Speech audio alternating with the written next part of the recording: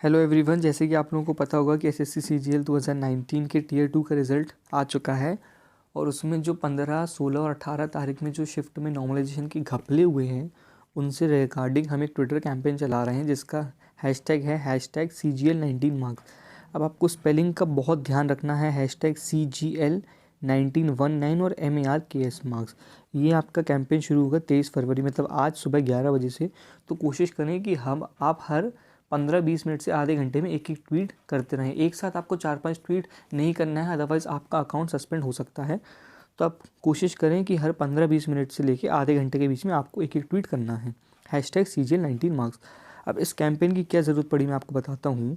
अगर ये आप सर्वे के रिज़ल्ट देखें तो 15 तारीख में जो 1000 बच्चों ने लिया था पार्ट, उसमें से सिर्फ 70 बच्चे ऐसे थे जो फेल्ड हो पाए।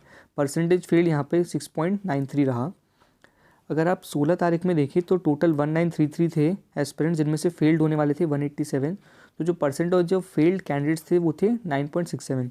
लेकिन जो 18 तारीख वाली सबसे इजी शिफ्ट रही उसमें 1581 बच्चों ने सर्वे में पार्ट लिया, जिनमें से 576 एस्पिरेंट्स ऐसे थे जो कट ऑफ को क्लियर नहीं कर पाए और परसेंटेज ऑफ फेल्ड रहा 36.43।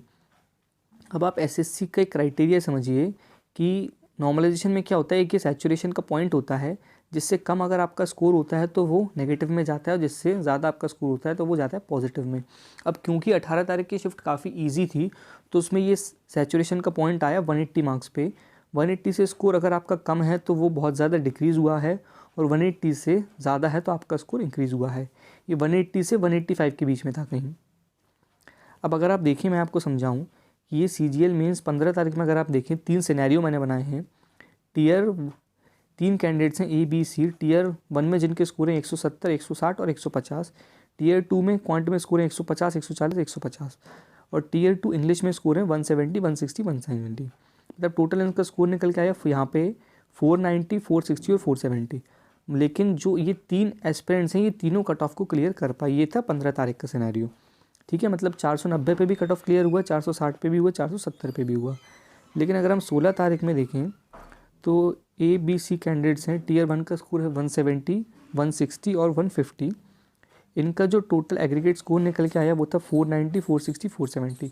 16 तारीख में भी अगर आपका स्कोर 490, 460 और 470 भी है तो आप कट ऑफ को क्लियर कर पाए हैं।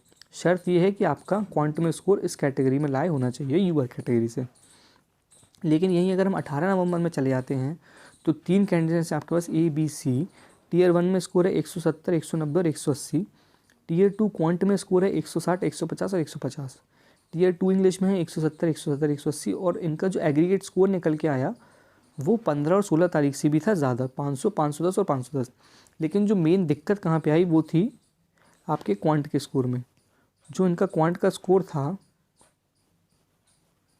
वो था 160, 150 और 150, जो कि जो एसएससी का सैचुरेशन पॉइंट होता है उस शिफ्ट में उससे स्कोर था कम। तो इनका जो स्कोर था वो 50-50, 60-60 नंबर कम चला गया और ये अपने कट ऑफ को क्लियर नहीं कर पाए। अब ये मैं आपको प्रूफ के साथ बताता हूँ कि ये चीज़ कैसे हुआ। ये आप देखें कि जो इनका टीयर 1 में नॉर्मलाइज स्कोर था वो था 166। टीयर 2 एग्ज़ाम डेट की शिफ्ट थी 18 नवंबर। क्वांट में स्कोर था 160, इंग्लिश में स्कोर था 157। टीयर 1 का नॉर्मलाइज स्कोर और टीयर 2 का रॉ स्कोर निकल के आया आपका 493। लेकिन 493 होने के बाद जो SC कैटेगरी की कट ऑफ थी 434, उसको ये क्लियर नहीं कर पाए। सिमिलरली अगर आप देखें तो ये है SC कैटेगरी से, टीयर 1 का इनका रॉ स्कोर था 158। इनका एग्ज़ाम था 18 तारीख में और टीयर 1 प्लस टीयर 2 का स्कोर निकल के आया 496, जो कि कट ऑफ से अराउंड 50 नंबर ज़्यादा था, 60 नंबर ज़्यादा था। उसके बावजूद ये कट ऑफ को क्लियर नहीं कर पाए, ठीक है। सिमिलरली अगर आप ये देखते हैं यहाँ पे ST कैटेगरी के हैं कैंडिडेट, 165 स्कोर था 18 तारीख में। क्वांट में स्कोर था 157, English 170। Tier 1 normalise score plus tier 2 raw score 492 निकल के आया।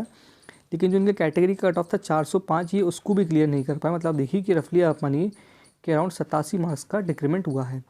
अब इसी चीज़ के जो घपले हुए हैं इसको बचाने के लिए एसएससी ने क्या करा है कि जो टीयर 2 के मार्क्स होंगे वो टीयर 3 के साथ निकाले जाएंगे, मतलब रफली 4 महीने बाद।